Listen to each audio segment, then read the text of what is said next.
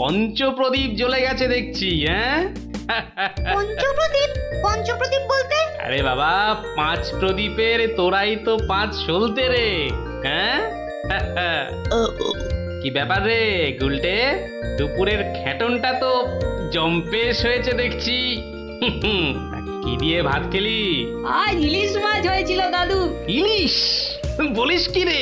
গোপাল দাদু, গোপাল দাদু, ইলিশ মাছের একটা গল্প বলো না। হ্যাঁ দাদু, একটা ইলিশ মাছের গল্প শোনাও। ঠিক আছে ঠিক আছে, আজ আজ বরং ওই ইলিশেরই একটা ঘটনা শোনাই তোদের, বুঝলি?